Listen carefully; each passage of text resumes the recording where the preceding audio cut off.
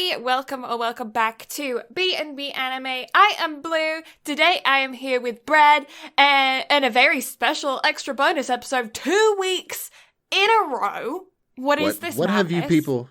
What have you people done to deserve this? Right? 2 episodes within a week? My goodness. You guys have got some good karma or something going on. We are going to be jumping into All Out Part 2, where we are going to be continuing off from episode 13 of the first season, because turns out there is only the first season. Well, we knew there was only the first season, but between Part 1 and Part 2, I have been digging my little nose in to do some research to figure out whether or not the rumors about a season 2 are happening or not, because I really want there to be a second season, but it's been a few years, and the studio that makes it is kind of known for not making second seasons.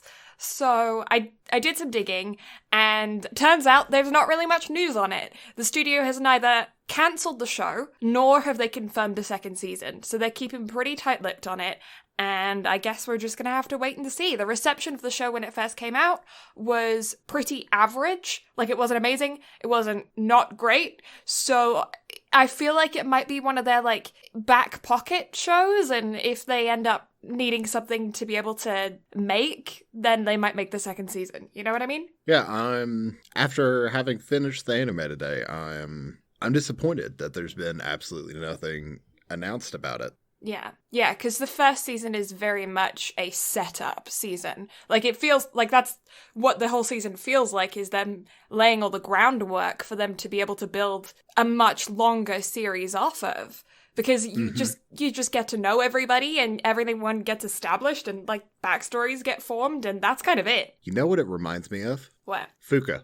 Yeah. Because it sets everything up, especially at the very end. Like, everything's starting to fall into place and get together, and then no more.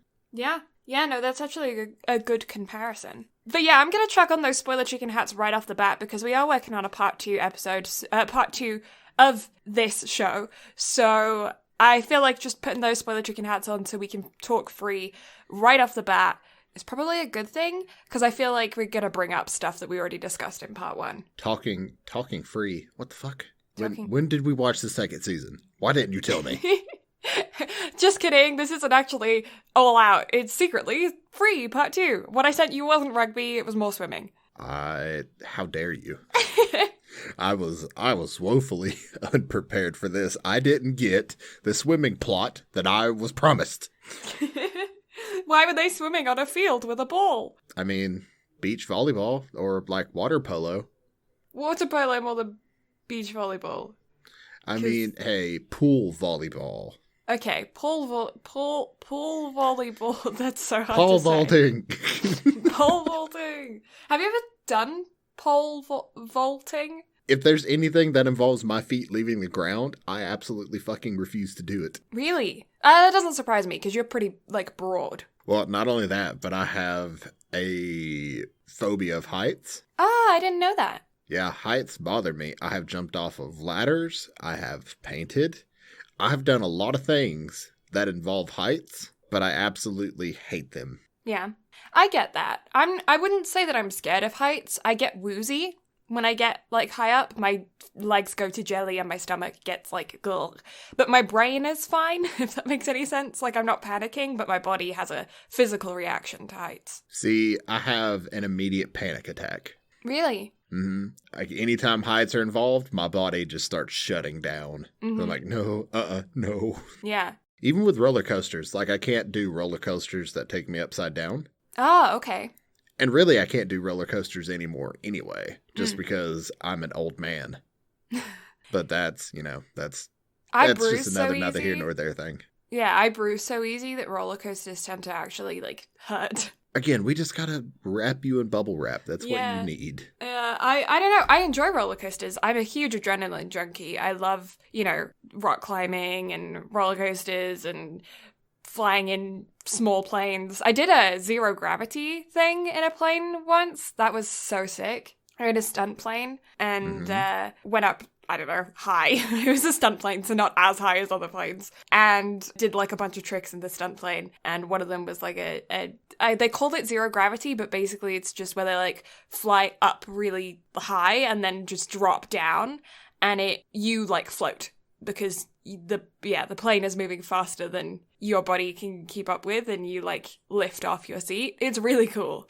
Interesting. Yeah. I could never do that. It was lots of fun. I enjoyed it a lot. It's story time about me. I've had flight lessons before. I was going to be a pilot. You know, I could see that. But considering that we don't have any news, as this is a midweek episode, nor do we have any background, as we previously already discussed it in part 1 of All Out, I suppose we ought to just jump into it. But actually, before we do, I just want to put out a brief trigger warning out there for episodes 15 and a little bit of 16. Possibly 14 as well. I'm gonna put trigger warnings on 14, 15, and a little bit of 16 on, just for some, I don't want to, we already put the spoiler hat on, so, for eating disorders on episode 14, and abuse on episode 15, and alcohol abuse as well, so on episode 15 and a bit of 16. So just put that out there for those, because I know it's a sports anime and a lot of people don't particularly consider a sports anime being one that may be triggering to yourself, because they don't tend to have harsh themes throughout, but I did want to put that out there. No. Yeah, I know. So let's jump into it, and then we can have more time to discuss our overall opinions, how we feel about there not being a second season so far, and that kinds of stuff. Speedrun, episode 13. Let's go to Ryogoku together. The captain and vice captain are walking home from practice with Gion and Iwashimizu, telling them about how Mutsumi managed to get Seki-san, Mutsumi's vice captain, Seki-san is captain, to join the team, using everything that he had in his book of tricks to convince him, because Seki-san was not into it, he didn't want to join. But he was persistent. In the end, it was Seki-san witnessing Mutsumi practicing alone in the rain that convinced him to give rugby a try. Pun intended.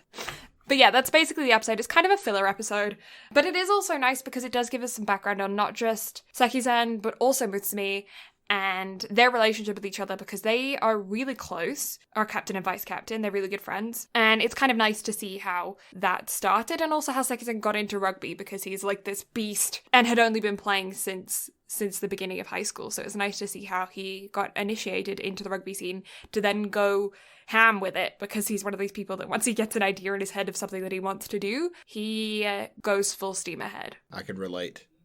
What did you think of that little filler episode? It was nice because, again, the more character development and character showing they give, the more you can relate with the characters. And at this point, it just seemed like Seki-san was just a big hard ass. Yeah. But now you understand why he is the way he is and how he actually got into the sport. So, again, it just makes you care that little bit extra. I freaking love his Sakura pink t-shirt. Oh, yeah. That he always wears. It's just so telling. I love it. And the way he stands, like he's always bashful. He's kind of hilariously adorable. Oh yeah, 100%, especially around the coach. Yeah. It's great. Yeah. Episode 14, X Day. Coach Komori goes to dinner with an old teammate who just so happens to be a coach of a high school team. He warns the coach about X Day. Coach Komori doesn't really know what that is, but he soon learns what he means by that when, at school, one of the first years submits a resignation form to the club. Apparently, he's been super overwhelmed from the intense practices, because now they've been practicing morning and afternoon practices for 4 hours a day. And they're like, it's intense. Their practices they've stepped up their game, and it's a lot of physical stress on the body. And he's been really overwhelmed with it, and it's been taking a huge toll on his health to the point where he can't eat, he can't sleep very well, and his parents are seriously concerned. And so they asked him to quit the team. And he doesn't want to, but he has to for his health. Seki-san tries to stop him and believes that it's his fault as captain that someone quit. But Coach Komori reassures him that it wasn't his fault and that he has the whole team backing him. You messaged me after you watched this episode and said, damn, that got emotional. So how were you feeling when you watched this? Just, damn, that was emotional. I watch sports animes to get hyped about doing sports. I don't want to be trying to get into my feels. So I wasn't expecting that at all. Yeah. It's just such a nice little layer to get into it. Again, it's why in the last episode you and I talked about how this anime very much is the best sports anime that you've had me watch so far. Spoiler, by the way. But it just does a really good job of making you care. So seeing any little wrench being thrown into any plan and kind of disrupting the flow, it's nice. Like, it's a breath of fresh air. Mm-hmm. Yeah, we didn't actually know this first year very well. I think they'd only, popped up every now and again in the background of scenes previously. But it did show us a whole nother layer of Seki-san as well, and his personal feelings of responsibility towards the rest of the team, and how much pressure he puts on himself. Oh, yeah. Mm-hmm. I think it's just seeing Seki-san react the way that he did. Yeah. Is what made me just feel that little bit extra bit. Yeah. But it was also this episode where I swapped to the dub, and I started really enjoying myself. Yeah. Yeah, we'll get into that later. Episode 15, anyways. Teammates. Second year and friend of Ebumi, Issei, has been acting strange at practice and about the upcoming training camp. So Mutsumi, vice captain, goes to his house to help him ask his older brother and guardian for funds to be able to go. Because obviously it's a training camp. They're going to be spending time at a facility.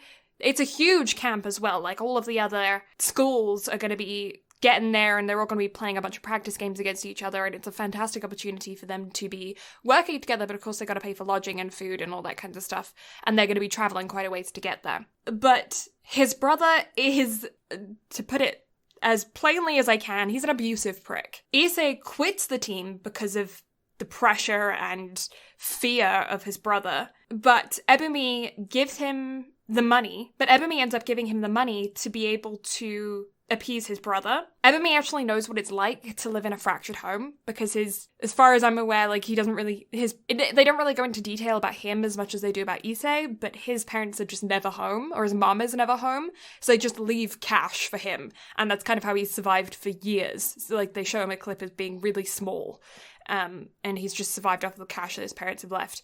And so Issei ends up asking him, how did you get this money? Did you, like, steal it off freshmen? He was like, no, it's from my parents, you know how they are. And it's so, like, all of the money that his parents have been leaving him, he hasn't been spending all of it and has been saving up the rest of it.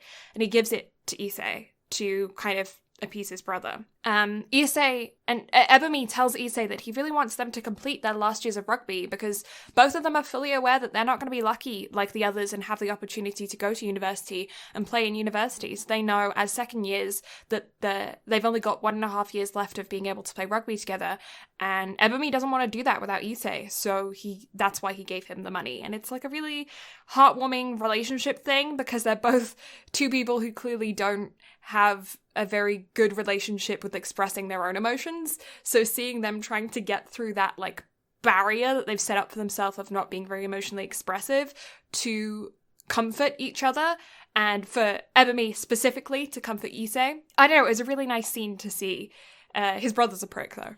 Oh yeah, 100%. But again, it just does a good job of storytelling and seeing characters kind of break down in their own way. Mm-hmm. But in a very realistic way for how that character would kind of express themselves. Yeah. Like, nothing out of any of that seemed forced or out of character for either of them. Yeah. And I don't know, it seemed kind of more realistic to me that Issei, by the end of it, like, nothing really changed between his brother and him. I mean, there were a couple of clips of his brother kind of reminiscing on everything that happened, because his brother's 10 years older than him. And when Issei was 10, his parents were killed, and at 20, his brother became his guardian. And his brother actually took guardianship of him over his uncle, like, that he was supposed to go to his uncle and aunt, but his older brother said, no, I can take care of him, it's fine. And he was a really good older brother of him for a while, but I guess they don't really explain how things changed, but they did, and I assume it has something to do with the alcohol he was drinking. But, like, at the end of the episode, nothing really changes between the two of them in a solidified way. You know what I mean? Oh, yeah. And I thought that was really, unfortunately, realistic. Mm-hmm. For sure. Without a doubt. Mm-hmm. Episode 16, You've Prepared. It's the day before they leave for the summer training camp, where they'll be meeting and playing against the other schools. Gion is feeling really restless, so he meets up with Iwashimizu so that they can go out somewhere to just, like, hang out. And they end up bumping into captain and vice captain, who are going to the coaches for a lunch meeting. Gion wants to go too, but the captain says that it would be special treatment, so he can't. Like, if he goes, it's like, that wouldn't be fair on the rest of the team. Trying to basically get Gion out of his hair, because Gion just, like, invited himself. But Gion takes that as saying, well, you can't come, because then that wouldn't be fair on the rest of the team. So Gion goes, well, I'll just invite the rest of the team then. And that's what he does. He invites the whole dang team, and they all go around to the coach's house, and we meet Yumi-chan, who is the coach's wife, but she asks them to call her Yumi-chan. And they all bond, they have a great time together, and this is also where we start seeing the sensei, who previously wanted nothing to do with these rugby boys, start to learn to interact with them more, because previously, he had already gained respect for Coach Komori during the game that they lost, but he had never, like, learned about the boys, really. So this is kind of where we start seeing him stepping out of his comfort zone and trying to be an active participant in the team. And we also find out here that Issei is there, he's with the group, he's no longer quit, and he has gained permission from his brother to be able to go to camp. But, like, that's kind of where they leave it with their relationship. So he got the money to go to camp, he got permission to go, but we don't really know anything else about their relationship at this point, or ever. This was probably my favorite episode. Yeah? It was lighthearted, it was nice. The coach's wife had 02's voice actress, which I found immediately humored. Or, like, I just found it immediately hilarious. Yeah. Especially because I was kind of half paying attention, and then the coach's wife just shouts "darling," and I was like, wait a second. My brain just immediately clicked, and I was like, oh my god. And I'm really sad that this was the only episode that she was featured. Yeah. It made me really upset because I really liked her character. Yeah, I did too. She's so dramatic. Oh, yeah. Especially how different the coach was acting around her, too. It was great. I really enjoyed it, and I'm sad that's all we got. It's one of the main reasons why I want a second season. It's just because I need more of that. Yeah, more Yumi-chan. Episode 17, Summer Training Camp. Their training camp kicks off as soon as they reach their accommodations. Their former senpai's reputation, unfortunately, preceding them, giving them, like, because their senpais were half-assing jerks. And they begin their first practice game against Osaka. And they end up beginning their first practice game against an Osaka top 8 team, Tenjiku Tech. Some of the other players have come to scout the game as well, and Jinko are initially down due to Tenjiku having a formidable fullback, Sakura Renpei. Is that right? I know something about his name had to do with Sakura. Oh no, Zamba is the guy later. Yeah. Okay, so he is Renpei. Some of the other guys... I couldn't remember any of the names from this one, like, at all. Yeah, no, in my head I just remembered that Renpei was really strong, and so I thought he might have been the later guy, but no, that's Zamba. Some of the other players have come to scout the game as well, and Jinko is initially down due to Tenjiku having a formidable fullback, Sakura Renpei. However, Jinko has their own solid line of defense in their very plain fullback, Kifune. Freaking love Kifune, he's amazing. Just a hard-working, solid dude. Episode 18, Study. Renpei is clashing with the rest of Kenjiku because of his abrasive attitude. The team is new and they don't really have proper form yet. They don't really have, like, a culture of playing. You know, when you're part of a team sport, and you have, like, even if you're, like, new or you're, like, the freshman or whatever in the team, there's like an atmosphere of the team, of how they work. There's things that they know that work and things that they know that don't, and they have like a style. Because this team is only established, I think, a year prior, they don't have that same culture yet. They don't have that same history. So although all of the individual players are really, really good, and they happen to have a national level player in Renpei, they don't have this, like, same culture and flow of working together, and they don't have the want to do so. I hope that explained it well. Yes. Yeah. Renpei is a lot... what did I just say? Is a bit they're a bit all over the place because of this, right? So his childhood friend, Sanao, tries to stick up for him, but that puts him in a tough position because everyone else is mad at him for not sticking up for the team, and Renpei is kind of like, he's got a loyalty to him because they were childhood friends together, but like there's this huge divide between him and the rest of the team, and Sanao is just kind of stuck in the middle. Their infighting allows Jinko to make a couple really good plays, putting them ahead in the second half. Gion has a new mission to tackle those that are really close to him, and facing his teammates that are like in his area, but also trying to conserve energy when they aren't. Because previously, Yeon was just kind of like, he was just told, just tackle everyone. That's all you can do, so tackle everyone. And so that's what he did. But now he's kind of being taught, or like slowly, he doesn't even realize he's being taught, but he is being taught to tackle those that he can get to realistically and make the tackle with, and let the ones that he has no chance of getting to get through, so that his other teammates can worry about them and he's conserving energy. And he doesn't see this as training. He's just like, yeah, okay, coach, that's what I'll do. He's like a puppy. But it is, they're training him to be able to visually be able to like instinctually tell who he should tackle and who he shouldn't, because he has the like instinct to be able to go, but he doesn't know which to choose yet, right? Oh yeah, Gion is very much just attack. Mm-hmm. But he has no game sense whatsoever. No. Mm-hmm. So he has no idea what's going on, but at least he knows there's a ball, smack him. Yeah, he really is a puppy. Like, that's the best way to describe it. And Sekizen actually shows kind of his beast colors in this game as well, which I always love to see. When you have a strong captain, I love to see them getting some airtime being super strong. And Sekizen doesn't actually get that much time shown on him being a beast. Like, everyone always says he's a beast, but there's not actually a lot of clips where you get to see him kind of go all out, pun intended. And it's nice to get those moments where you get to see him being a really sick player. Agreed. Mm-hmm. Episode 19, I'm Not Crying. Saneo fights with Renpei because... Saneo ends up fighting with Renpei, his childhood friend, because he gave up playing just like halfway through. It was like, I hope these guys lose because like there's no point to me playing. The rest of the team are half-assing it and they're blaming him for everything, and so he's feeling really down about it. And the rest of the team are like, yeah, so finally standing up for the team. And then he turns around and calls out the rest of the team for not actually aiming to win at all, and for using Renpei as an excuse for all of their bad plays. So whenever they let something through and he calls them out on it, they just say, well, why are you calling us out on it for? Like, it's your fault, you should have done it, as opposed to them being, like, taking responsibility for their own actions as well. Because of this, he actually sparks a fuel through the team, and they start playing... like, seriously, start playing properly. Jinko subs in Oharuno, and he starts calling plays like a madman.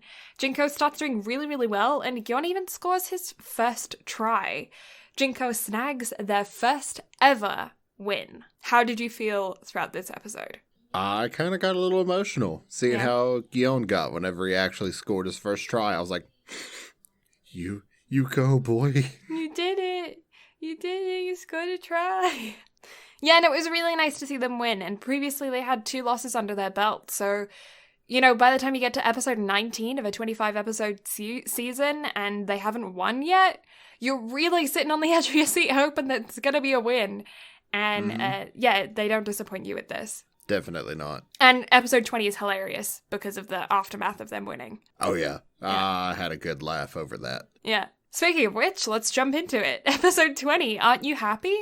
The team is unsure how to celebrate after their first ever win, but after some encouraging words from the coach, it smiles all round. The manager has some girl talk with the other teenage worker at the lodge, and the coaches go out for a pint. The coaches go out for a pint, and Teach gets shit-faced. This episode is just all-round hilarious from the first second to the very end. Mm-hmm. Freaking watching Sensei get shit-faced, though, was so funny. And he got shit-faced so quick. Yep. Fucking lightweight. I don't know what percentage those beers were, but yeah, if they're the normal 5%, then Major lightweight. Yeah. The girl talk was so funny too, them discussing the boys, which ones are cute and stuff. Oh, yeah. There's just so much to like about this episode. Mm-hmm. The second half definitely far outweighed the first, in my opinion, as well. Mm-hmm. The first half was good, don't get me wrong, but the second half, everything really picked up and the show showed its true colors. Mm-hmm. So, second half was definitely a lot easier to sit through than the first. Yeah, and I understand that that's probably why the show didn't do so well on its initial viewing, because if, like, you were watching this week to week, I feel like, depending on how good the rest of the shows you were watching right off the bat, I feel like it could be one that kind of gets lost into the background of the first couple episodes. Mm-hmm. Because, for sure. If you're comparing this to, like, Demon Slayer or, like, ReZero or something that's, like, intense right from the very first episode, this is gonna kind of seem pretty, like, wishy-washy in comparison, because it's a slow grower. It is, but I feel like that's kind of needed in sports anime, because you're not going to tell a compelling story if you show a sports anime about a team and you start with the best team in the country. Yeah, no, I really like the way that this anime is. This is one of my favorite animes of all time. Like, I freaking love this one. I love sports anime in general, so this is one of the top sports animes that I love to watch. And I did watch this week to week. I really enjoyed it. I feel like that's probably why the views weren't maybe what they were hoping, and to why there hasn't been a second season yet. But I feel like it's also one of those ones that people are going to keep going back to, and going to keep, like, it's still, I feel like it's been in so many top 5, top 10 lists of best sports animes. And I feel like people are going to keep putting it there for a long time. And I hope that it eventually gets a second season. Now, Blue. Mm-hmm. Don't lie to the people. I didn't watch it all through week to week because... That's better. I did watch till, like, episode 16 week to week, which is impressive for me. Blue, even you thought there were only 12 episodes. I did, but I went back and checked my Anime Planet thing, and apparently I got to episode 16. Could you imagine if we actually tried to fill that thing out week to week, or just, like, filled it up every time we did a podcast? Right. Oh, God. I used to keep such good track of all the animes that I watch. Now, actually, the other day, I went back and added in all of the ones, because, of course, I have my notes and, like, all the ones that we've watched. So I went back and added in all of the ones, the new ones, and my viewing went up, like, a month. I need to go in and add all of mine. Yeah, I went in and added all the podcast ones. And I even, like, put the ones that I'd already seen at, like, 2 views as well. Mm-hmm. I had to go back to... I feel like mine jumped because of how many times I've seen Dragon Ball all the way through. It didn't help. Yeah, no, for me, Prince of Tennis, like, chucks my views up. Yeah. I'm afraid to try to cover Prince of Tennis on this. We're going to have to at one point, because it's, like, my favorite anime of all time. Yeah, I'm aware. However, we would have to change our format completely just for that episode. Do I have iShield 21 on here? Because if I don't have iShield 21 on here, then that's going to chuck me up another, like, 150 episodes. Oh, dear God. Don't worry, I won't make you watch iShield. Although I do recommend that you watch it because it's hilarious, but, like, you can do that on your own time. The art style on it, I don't know if I can handle it. Okay, no, I did watch it. It was 145 episodes, yeah. But it only aired from 2005 to 2008. 145 episodes in 3 years. That's insane. Right? Episode 21, Good Luck Charm. The team progresses, gaining more wins and more losses under their belt. They kind of have a little bit of a montage, but not really a montage because they don't really show it. It's more just like them talking about the rest of the training camp, and then you get like clips. But I wouldn't consider it a full montage. And the coach, but the coach is making sure to keep them grounded. You know, they're getting their wins, they're getting their losses, but the coach is saying, you know, when you get wins, make sure that you're being respectful and you can celebrate and all that kind of stuff. But like, you know, don't be assholes. Rugby's a sport about respect. And, you know, they're learning how to be gracious winners because they've never won before, you know, and how to take a win into the next game or a loss into the next game.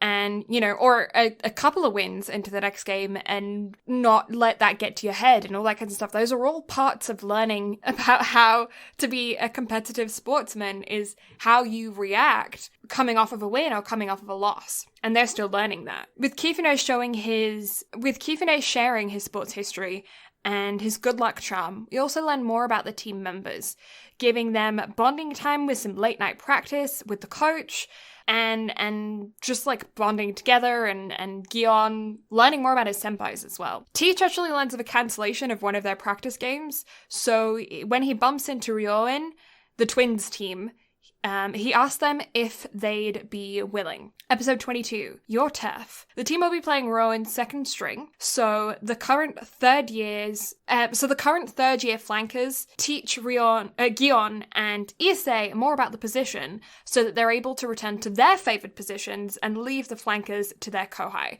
because they're just the third years. They were in different positions when they were playing in second year and in first year, and then when their flankers, their senpai left, then they needed to fill the position, so they took the position, but it's not actually their preferred position. So when they learned that Issei and Gion both want to be flankers, they started teaching them about the position, and that was actually a really nice moment, because we got to see two senpai that we don't actually, we didn't know about really before. Those two third years hadn't really been around, and it was nice to just have some just regular people thrown in and not also get dumped with their backstory at the same time, just to have fun times with the two of them, you know? Mm-hmm. Oharana bumps into Susa, who tells him that he hates everyone and that his body, because no matter what he does, he doesn't gain any muscle, which I feel ya.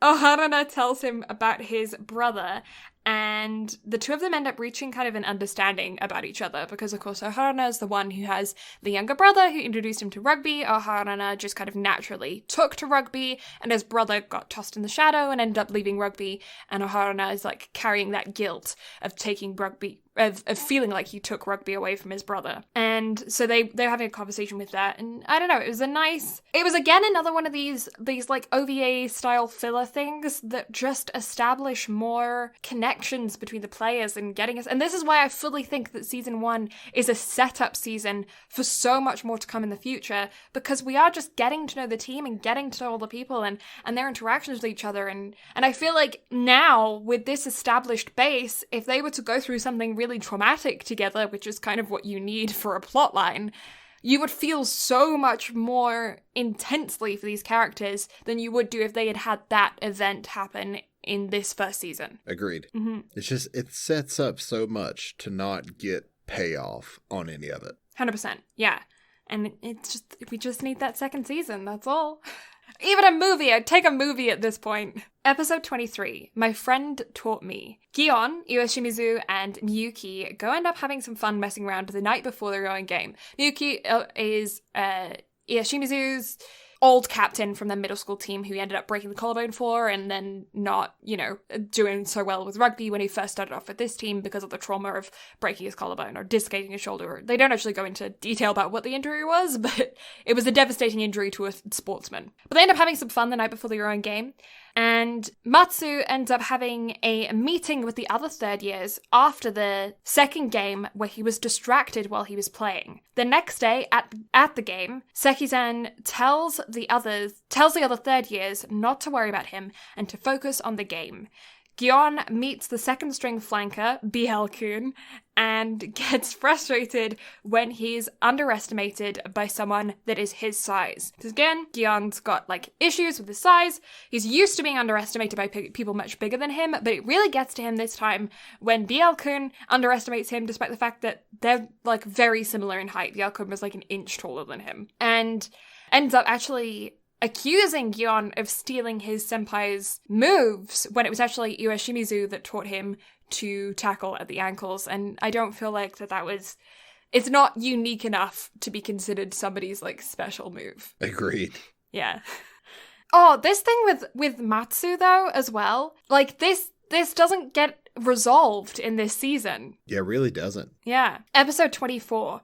The opponents we could never have fought. We never could have fought. The opponents we never could have fought. The third years ended up in their meeting confronting Matsu about him basically slacking off and not paying attention and just not working hard at rugby. And it turns out that he's learned that he's not going to be going to college anymore, so he just kind of gave up. Sekizan is distracted during their game because of it, And though he is playing well, their teamwork is all wrong because his leadership isn't in, like, he's still playing really, really well. He's still a really good player, but his leadership isn't there, so the team's kind of all over the place. They managed to score a try, though, because of the first and second years. They weren't there for the conversation. It was just a conversation between the third years, so they're kind of blissfully oblivious to what happened, and so they're playing their hearts out.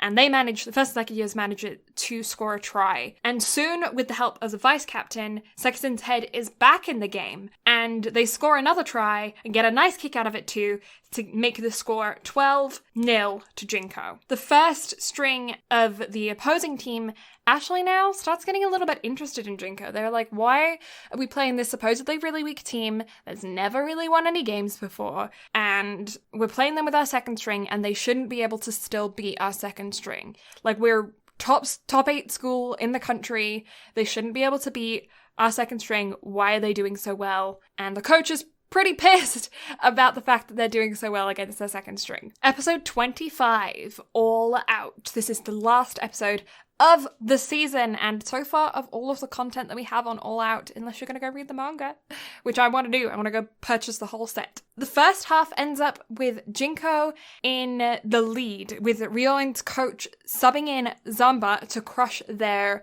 spirit in the second half. So Zamba, if you remember back, he was the big old dude with the black eyes that got sick from eating too much crushed ice.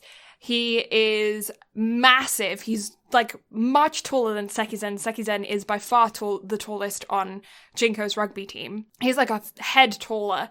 Like, I'd put him at, like, I don't know, like 6'7" or something. He's massive. And he's like national level rugby player, best team in the country, you know, that kind of thing. He's a proper rugby player. And even though Sekizen and the others are really good rugby players, they were still teaching themselves up until the point where they got Coach Komori, and they've only had him for a couple of months by this point. So they're not on the same level. And so their coach sends them in to crush the spirit of Jinko, because he was saying that Jinko is, you know, right now with their motivation, that is the most dangerous thing for them, because although they're not the best players, they're not the best team, their motivation, their confidence, their teamwork, all that kind of stuff is so good because their relationship with each other right now is so good that they can be a threat later on just because their spirit is so good. And so we need to crush that spirit down, get rid of that spirit so that they don't become a threat later on. And that almost happens because Zanba is miles better than anyone on the team, and they end up getting destroyed. However, because of the words of Coach Komori, their spirit holds strong, even inspiring Matsu, who again was off on the sideline not wanting to do anything because he found out that he wasn't going to college anymore. Zamba actually really appreciates their team and wants to play with them again officially. He says, we'll play again in a real match sometime, and he kind of had a bit of a bro moment with Seki-san, and that was really nice to see, even though the shot of him looking down at Seki-san, making him look so tiny when we're used to him looking massive, was hilarious. And the training camp ends up wrapping up as is tradition, the team runs to the top of Davos, which is like a big mountain hill thing, and they share some inspiring words and agree that they all went all out. And that is the end of All Out Season 1. I'm going to keep calling it Season 1 because I'm still hoping that there's going to be a second season. I appreciate the wishful thinking, but it is Madhouse. I know. You never know, you would think if Chihaya could get a second season, then, you know, and a third season, you would think that this could get it, but I have given up all hope. We need to start a petition online, guys. Let's do it. Start a petition. Let's make sure this podcast gets so popular to where we have weight with Madhouse. Oh my god, that would be amazing, right? Then be like, all right, look, motherfuckers. So, you know, All Out, yeah, second season. Thank you. Yeah. Give it to us, or we will bash Madhouse. This is a lie. No. You guys make a lot of good shit, but we will bash. Yeah, we will totally not be biased. No, I don't know. Okay, I want to hear your thoughts and opinions on this game specifically, because this kind of puts into perspective the level that the team is at in comparison to the real top teams in the nation when they're at their full power. Well, they have played other top teams, and they've definitely gotten good enough to hang with the other top teams. But the top team, if their second string, not including Big Boy, could give them that much of a fight, then they're in for a rude awakening at Nationals. But it was the best game that I've seen played in any sports anime up to this date. Yeah? Because it had so many moving parts and so much inspiring work with it. Now, granted, it, in my opinion, barely beats out the last game of Kuroko. Just because I was more invested in this show. But overall, it was still, I don't know, it was a really good game. And again, I got hyped for it. Yeah. Yeah, no, I got really hyped during it too. I mean, I'm still upset that they lost, but I completely understand why they did lose. And again, but this is like, the whole thing is like, if they had won, then I would probably have been more happy with it ending on a season 1, you know? But because they lost, it just makes you want them to have more. It makes you want more. Yeah, the show definitely kind of put itself in a position to where you could almost be okay with it not getting a second season if you're like a casual viewer. Yeah. But having binged through this and having known that there's not a second season, I'm pissed. Yeah. Because I want more. I want to go read the manga, but I feel like the manga wouldn't make me feel as hyped. Yeah, no, I'm curious about how the manga would make me feel. I haven't read the manga for All Out, but I have read a lot of sports manga, and I do feel like they tend to get you hyped. I don't feel like they tend to get you as hyped. But does it get you Fuka hyped? I don't know. Because the manga for Fuka got me super hyped for some of the stuff that they had going on. So, overall thoughts and opinions. I'd give it an 8. An 8. That's good. I'll give it an 8. Yeah, it goes a step above Kuroko just because it had a lot going for it. The OP was good. The second OP grew on me. Yeah. But I like was both. too busy. I prefer the first OP, agreed. But the second OP still gets me hyped. I feel like the first OP got me more hyped, but the second OP, the background singers, I really liked that. It was too busy for me. Yeah. The second OP was. There's too much going on. Fuck off, cars outside. Anyway, so the second OP, whenever I wasn't paying attention, whenever I was doing other shit while the OP was playing, I could kind of nod along to it. I was like, yeah, this is pretty good. But then if I was actually paying attention and like skipping through stuff on my phone, I'd be like, nah, fuck this, get it out of the way, get it going, shoo, shoo, shoo, shoo, shoo. But the first one, I listened to a good bit. The second ED was better than the first, in my opinion. Yeah, I feel like it went first OP, second ED. Without a doubt. Which is very much a Your Lie in April situation for me as well. Yeah. Because the first OP and the second ED for Your Lie in April are the two most iconic for that show for me. Even to the point to where Orange, which is the second ED for Your Lie in April, came on through my phone the other day, and I just immediately started tearing up, and I was like, it's not time for this yet. Not April yet. Although, to be honest, this whole year has felt like April. It really has. I feel like this year's been at a fucking standstill, even though it's wild to think that Thanksgiving is in 3 days. Yeah, I forgot about that. American Thanksgiving's a thing. Yeah, this episode is going up the day before Thanksgiving, which leads me to my next point, because I won't remember to say it at the end of the episode. But have a happy Thanksgiving to all of you American folk out there. Yeah, Americans, have a happy Thanksgiving. And if you are going out to see family and that, make sure that you wait a little bit after eating all that food before you go on drive home. Stay safe on them roads. And I know like food comas are a real thing, and you can get real sleepy while doing that. And a lot of people think, you think about the alcohol, you think about the tiredness, that kind of stuff, but you don't always think about them food comas, and sometimes it can be a little bit too distracting, so make sure you stay safe on them roads, dude. Stay safe with that. Stay safe with the gatherings as well. Yeah. Try to limit your interaction with people as much as possible, but also, if you're going to go Black Friday shopping, again, be careful, be smart, don't be dumb. Yeah.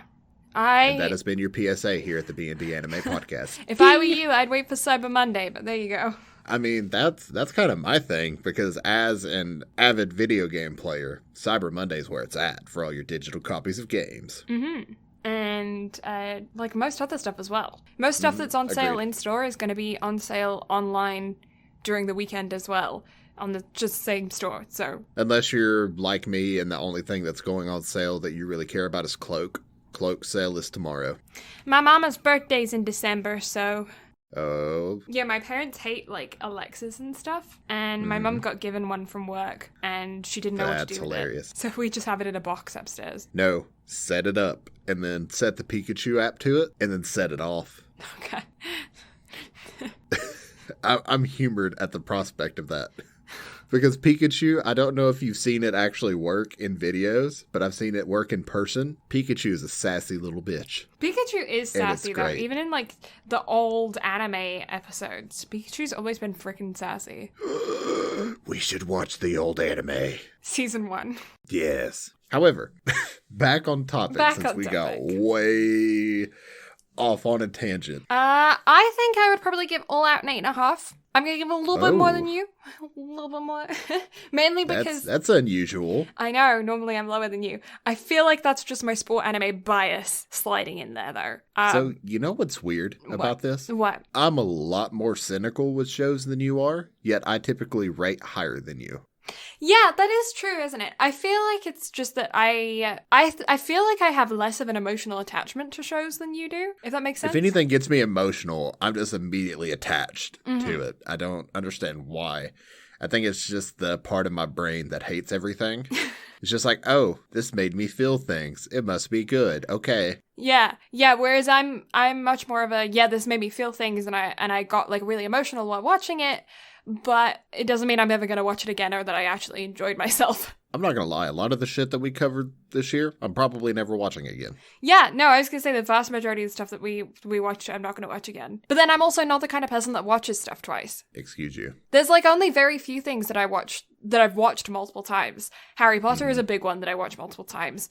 Prince of Tennis is one that I've watched multiple times. Well, I feel like if you don't have a Harry Potter marathon at least once a year, you're not even human. But then I wouldn't say that I've had a Harry Potter marathon once a year. I've probably seen... I mean, for a huge Harry Potter fan that I am, I've probably seen the movies only twice, some of them, and some of them... I mean, like Philosopher's Stone I've seen a million times, but that's just because it's the first one. Mm-hmm. I don't know. So here's a question. Do you intend on streaming the Harry Potter RPG when it comes out? I don't know. See, in my head, Harry Potter's kind of been and done. Like, it's not like it's like I'm like not still like enjoying the content and stuff, but like in my head, it's just like in the past. You know what I mean? Mm-hmm. And if I go back and like find new stuff or get new content or read the new like Cursed Child books or go see the play and stuff, it feels like dead, like hitting a dead horse, you know? But it's not, in my opinion, because of all the shit that She Who Must Not Be Named has, you know, come out and said and done and everything else,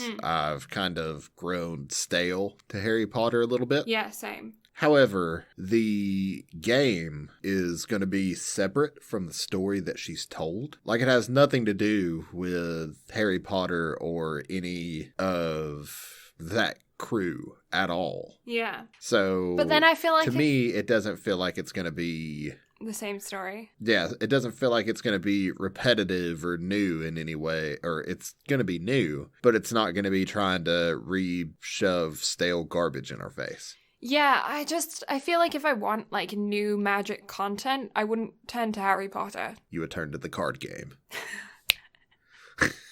I used to play Magic, like a lot. Magic the Gathering. Yeah, you told me. Yeah. I'm still intrigued by this fact. Yeah, I used to pretty much have a green and black deck pretty consistently. We need to play D&D at some point. We do need to play D&D. Oh, you know what's hilarious? My brother was going through his room the other day and he found my very first D&D character sheet from when I was like 5. That's hilarious. Yeah, apparently I had an elf named Piper who was 25 years old. That's amazing. Right? Baby Blue, the character sheet. I'm humored by this. Also the fact that you would name your character Piper at 5. Yeah, I named everything weird though when I was a kid. Like all of my stuffies have strange names. You see, for me, typically the way I name my characters now is whatever like Japanese name pops in my head first. I just roll with that. Yeah. Or whatever anime I've been watching, I'll pull some random shit out of the back of that and throw it into the fucking game. I have always named things wrong compared to what people have. Like, I had a Build-A-Bear when I was, like, 9. I'd say 8 or 9. And she was white with pink bits on her fluff. And I named her Toffee. And I remember my godsister at the time, who was only, like, 6 months older than me, getting really mad at me, saying that you can't name her Toffee because she's white. she's not toffee colored, and stuffies should be named after the color that they are. And she had pink on it, so I should name her something to do with pink. And I was like, no, she's toffee. And then I had a Build-A-Bear that I'd gotten previously who was toffee colored that I named Ben. So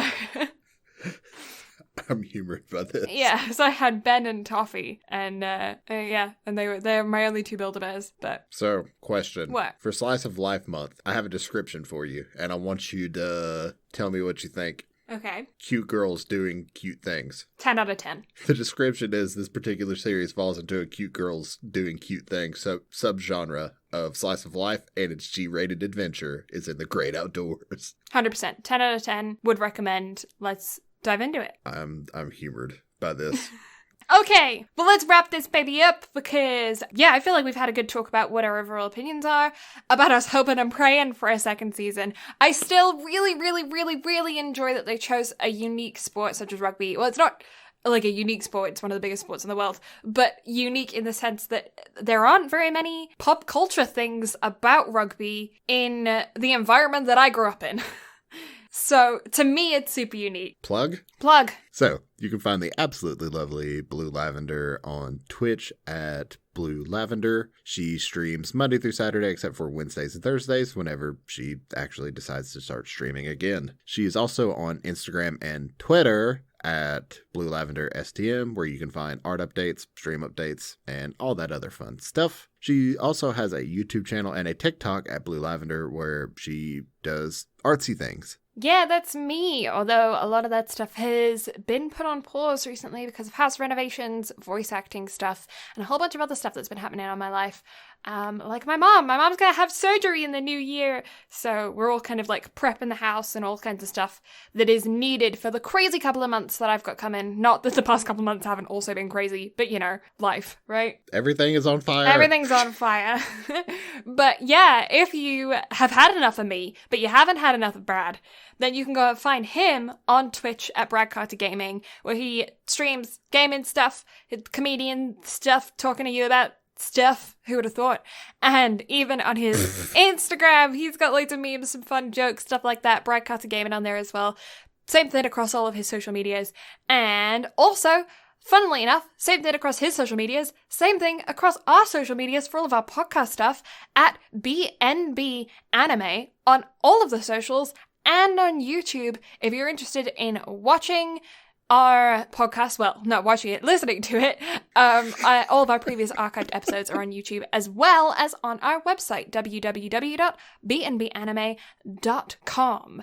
We have archived episodes all on there, along with places to follow us if you're into like the Spotify stuff. If you stumble across us on YouTube and you want to listen to us on Spotify or Apple Podcasts or whatever listening platform you choose to, they're all linked on our website, along with some background information about us, some pictures to put a face to the name, and all of our voice acting stuff. Well, not all of our voice acting stuff. Some very early voice acting stuff. We haven't updated that in a while. We ought to do that. And some art stuff as well. Some friends of the podcast. All that jazz. All on the website. So go check that out. So, thank you all so much for listening. Blue and I greatly appreciate it. Sunday, 4 days from now, you're going to have Cheer Boys. I have no clue what I'm getting myself into with this one.